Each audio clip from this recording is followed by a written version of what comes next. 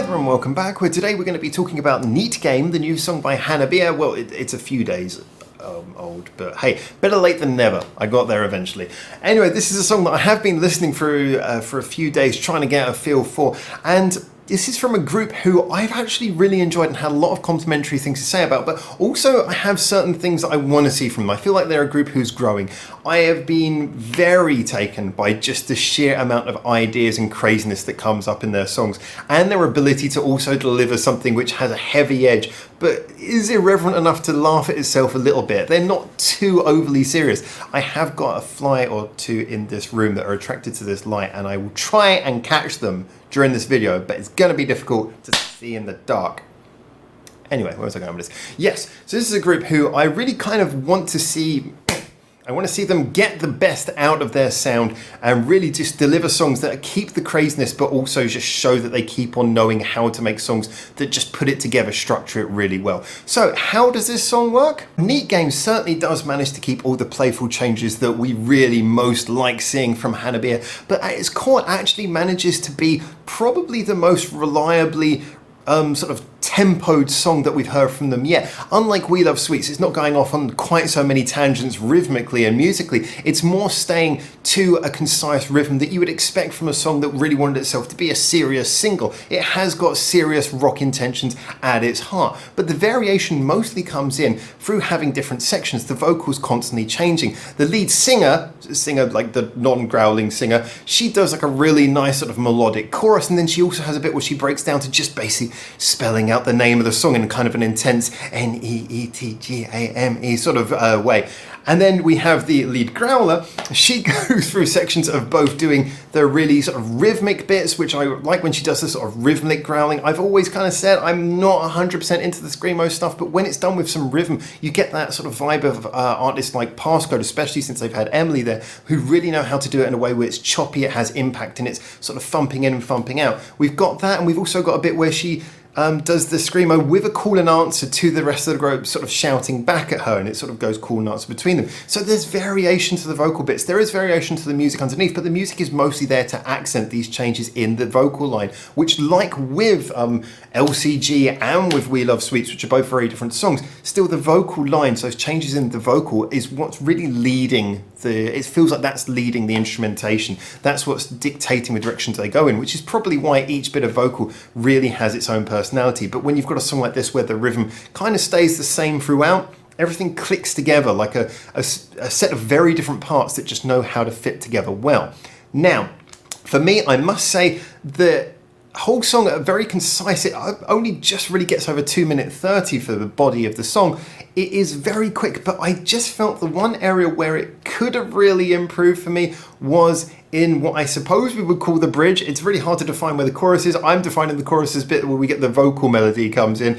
There was kind of a bridge where it breaks down to a little bit more, again, keeping the same tempo, but it gets into a sort of a half-time rhythm. And we get a bit where you think you're going to get a sort of a rap comeback like we had in We Love Sweets. Unfortunately, it goes into much more of a held long growl. Now, we've already had a lot of growls up to this point, and yet I know some people say that's what they really like about Hanabie, and if you do, this song's got a lot of growling, you're going to love it. For me, I like the fact that what I love about this group is the variation, the fact that they can throw so much into one song. Up until this point, the growling stuff has basically been okay because it has been, like I say, quite punchy at points, quite rhythmic. But then we get to this point where the backing seems to now be suggesting, okay, we're going to go for something a little bit, sort of almost with a hip hop vibe, which is why, like I said, I was expecting the lyrics to almost like We Love Sweets going to slightly more of a chanted or a rap sort of direction. But instead we get the long growls, and it just kind of feels like, okay, this is the bit where the growling starts to get a bit old, and it's like, okay, space for something else to happen, please. So I wasn't so keen on that bit. That bit I really felt that they could have done something more interesting. But then it goes into the ending, everything builds up again, we throw into it, and it ends really well. So this is a song that it really has the focus on trying to be a sort of more traditionally structured song in a lot of ways. It does keep a lot of the variation. We've got enough segments to basically stop the song ever getting particularly boring. We do have a bridge where I feel like they had the opportunity to do something a bit more, again, different with the vocals, but just went back to the growling. And I think this is the problem when you have a group who I suspect a lot of their fandom, a lot of the popularity they've got is from more from people who are into sort of screamo metal, being happy to hear a screamo metal band who'll do other things, than people who are into other genres of music being happy to hear those things being done around screamo. Because it feels like, if you don't know, go screamo is kind of the attitude that the group is taking, and yet you've heard enough indications to know they can vocally do a lot more than that.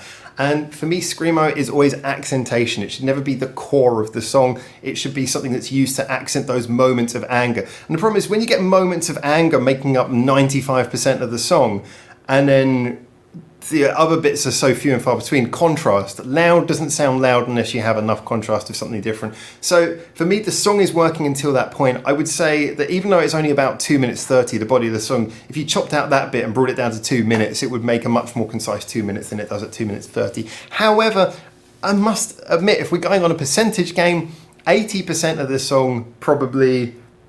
Yeah, I'm doing the maths there. Yeah, that would make it 80%. 80% of this song, I was really on board with, screamo or not. I just felt there was a little bit too much in the quote-unquote bridge. So, yeah, I'm really liking this group. And unfortunately, I think because I know the core for fan base is probably not the same as me, and no discredit to you, everyone's got different opinions. That's what this channel's about, everyone having different opinions. You don't have to agree with me at all. This is just my review. Feel free to completely lambast me in the comments if you want.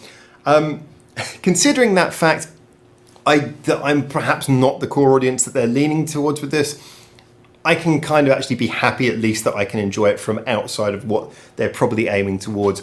I do, however, feel that I enjoy it enough that I almost want to say, hey, I'm a potential fan as well. Can you lean a bit towards what I want and put a little bit less screamo in? But hey, anyway, look, this is a group who, if nothing else, I'm really enjoying. I won't take anything away from the fact that they seem to be very creative, very artistically wonderful. They seem to have fun. This is the kind of band who I want there to be more of in the world, even if they're not necessarily doing their songs in a way that 100% appeals to what I would hope for of them. Their ethic seems to be there, they seem to be having fun, and there's no doubt that what they're doing is always got thought in it. There's always this sense that they are trying to do something interesting with their songs. And so from that perspective, yeah, I respect it, perhaps more than it necessarily works for me, but it is still a song that 80% I'm on board for. So there you go. I am interested if you guys can recommend any songs that you want me to listen to by Hanabie, maybe songs that you think will maybe appeal more to me, because I have been going through the singles, and sometimes that's not always the best way to see what variation a group actually has at their core. If there's any songs you guys want to recommend to me, singles or not, music videos or not, please do let me know. As I say, I really am still very interested in this group, even if not necessarily... even if some of the songs are going in a direction that is a little bit not the way I was hoping them to go, definitely I'm still enjoying them, still would like to hear more. So please, if you're a Hanabie fan, get in there, tell me, give me your comments by all means, feel free to strike out against my opinions. It's all fun, it's all opinions, that's what I love about it. And until I hopefully see you very soon for the next one of these, for now, ciao, ciao.